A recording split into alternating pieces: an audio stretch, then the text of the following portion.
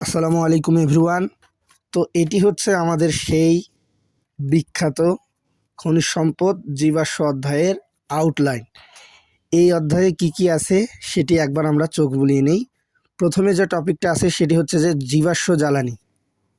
এরপরে দ্বিতীয় যে টপিক সেটা হচ্ছে প্রাকৃতিক গ্যাস এবং পেট্রোলিয়ামের উপাদানসমূহ ও তাদের পৃথকীকরণ। যদিও এই দুইটা টপিক একসাথেই আছে বইয়ে দেওয়া, বাট তারপরও আমরা হচ্ছে যে দুটিকে ভেঙে ভেঙে পড়বো। তার কারণ হচ্ছে যে এই যে প্রাকৃতিক গ্যাস এইটা সম্পর্কে বই একটু বিস্তারিত লেখা আছে। এরপরে হচ্ছে 3 নম্বর যে টপিক সেটা হচ্ছে হাইড্রোকার্বন। এই হাইড্রোকার্বনের দুইটা প্রকারভেদ আছে, একটা হচ্ছে অ্যালিফ্যাটিক, একটা হচ্ছে অ্যারোমেটিক। তো এই দুটার বৈশিষ্ট্য কিছু আছে, এগুলো হচ্ছে পরবর্তীতে দেখানো হবে। এরপরে যেটি আছে সেটি হচ্ছে যে সম্পৃক্ত হাইড্রোকার্বন। সম্পৃক্ত হাইড্রোকার্বন অ্যালকেনকে বলা হয়। এবং অ্যালকেনের কি পড়তে হবে? অ্যালকেনের পড়তে হবে নামকরণ, প্রস্তুতি, বিক্রিয়া এবং অ্যালকেনের কিছু ধর্ম। এরপর যেটি আছে সেটি হচ্ছে যে অসম্পৃক্ত হাইড্রোকার্বন। অসম্পৃক্ত হাইড্রোকার্বন মানে কাদেরকে বলা হয়?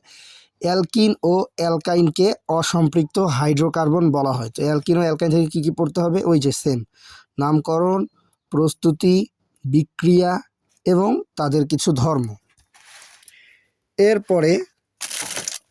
এরপরে হচ্ছে আছে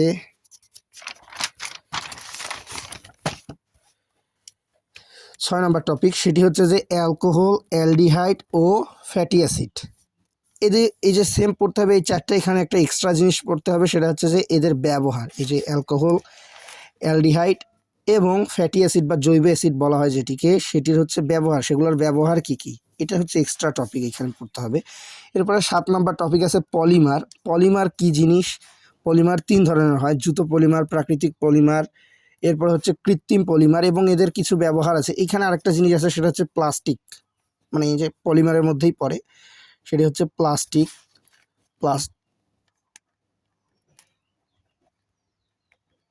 প্লাস্টিক ও প্লাস্টিকের ব্যবহার এই সম্পর্কেও কিছু পড়ালেখা আছে, এটাও করতে হবে। এরপরে হচ্ছে 8 নম্বর এবং সর্বশেষ টপিক ইয়াদের, সেটি হচ্ছে যে জৈব ও অজৈব যৌগের পার্থক্য। অনেকগুলো পার্থক্য আছে, সেগুলো হচ্ছে পড়তে হবে। আর একটা জিনিস সেটি হচ্ছে এইখানে মিস চলে গেছে, সেটা হচ্ছে যে এই যে সম্পৃক্ত ও অসম্পৃক্ত হাইড্রোকার্বন আছে, এদের একটা পৃথকীকরণ পরীক্ষা আছে। অর্থাৎ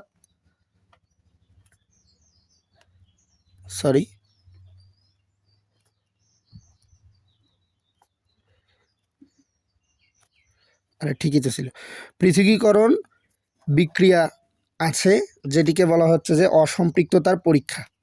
সেটিকে কি বলা হয়?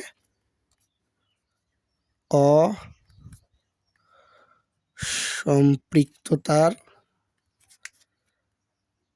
পরীক্ষা, যেটি হচ্ছে শুধু অসম্পৃক্ত হাইড্রোকার্বন, অর্থাৎ অ্যালকিন ও অ্যালকাইন দিয়ে থাকে, অ্যালকেন দিয়ে থাকে না। 2 ধরনের পরীক্ষা আছে, একটা হচ্ছে ব্রোমিন দ্রবণ পরীক্ষা,